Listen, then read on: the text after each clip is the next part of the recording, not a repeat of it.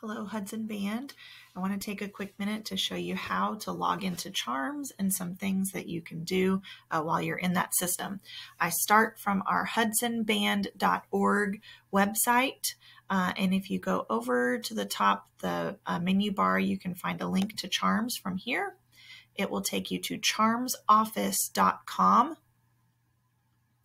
And then as I log in, I'm going to make sure that I log in as a parent student member. The school code will be Hudson Sound Machine, all one word, all lowercase. Then the first time that you log in, you're going to use your student's GISD ID number to get into the system. It should just be 6 digits the very first time you log in. And then after you get in the very first time, it will ask you to change the password to something other than your ID number. So you're going to put in the current password, which is just the plain ID number. What we request and what we encourage you to do is change the new password to be the letter S with a capital, and then the student ID number.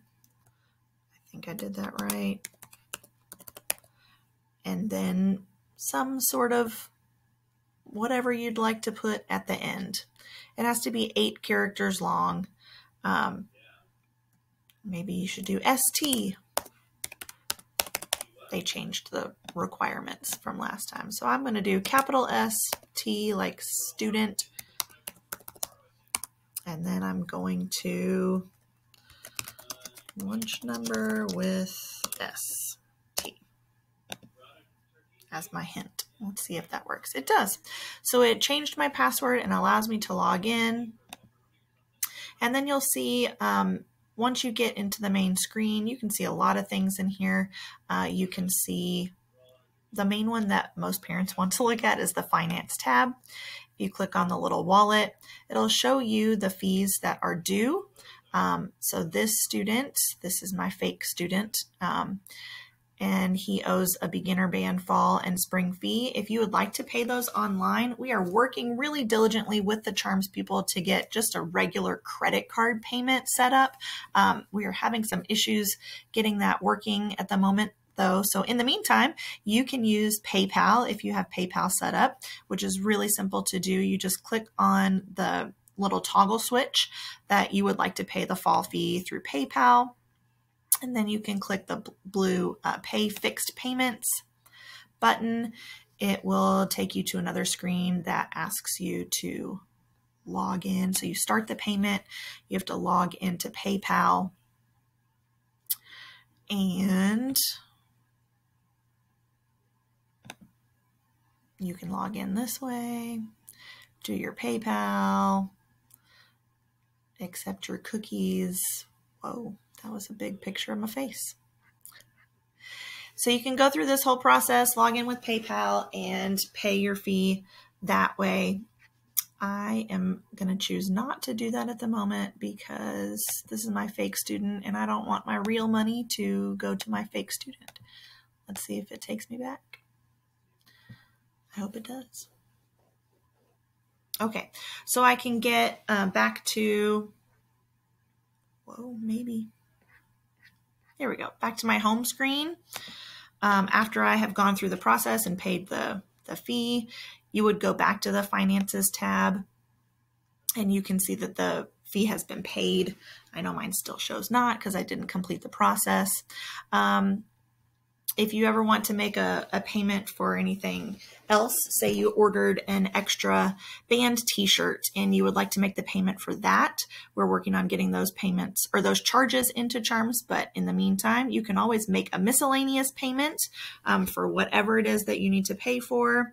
And if you make a miscellaneous payment and don't realize that it needs to go towards a specific thing, sometimes you can click this transfer request button and it will allow you to ask us to transfer whatever you've paid and apply it towards a certain thing. Other things that you can see in Charms is forms that have been turned in. There are 4 forms that are due by the end of this coming week, which would be August the 13th. And you can see right now that all of my forms have not been turned in. If they have been turned in, you would see them up there in the top box, but I have not turned mine in yet, which is why I can't see them in the top box. Other things you can see are inventory. If your student has a school-owned instrument checked out to them, you can see that in inventory. We will work on using this volunteer button later on this year, and we will share more with that when we get that all set up. And then another really big thing that is helpful for you to know where it is this blue update info. This is how we make sure that we are sending you the correct information. It's going to the right email address or phone number. You can see that this student doesn't have an email or doesn't have an address in here. We're just going to say that he lives at the school.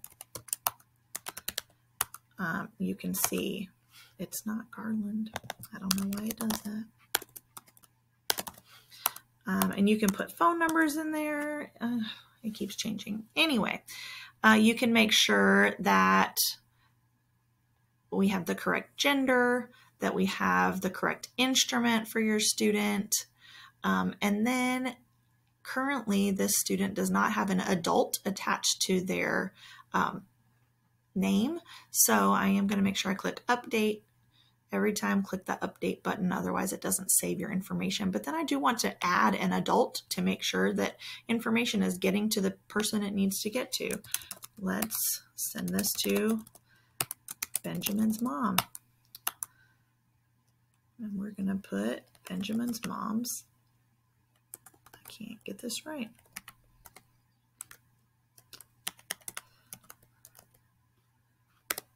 That's the band hall phone number if you ever need it. Again, this person lives at the school, which is in Sachse.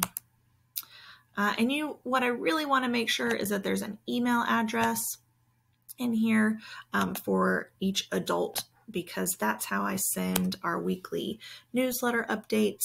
And you want to stay up to date about everything that's related to band. So make sure you're always click the green update button, but you can change this information in Charms at any time. And once I get the adult in there, if I scroll down to the bottom, then you can see now there's another adult there, and you can add as many as you need for the size of your family.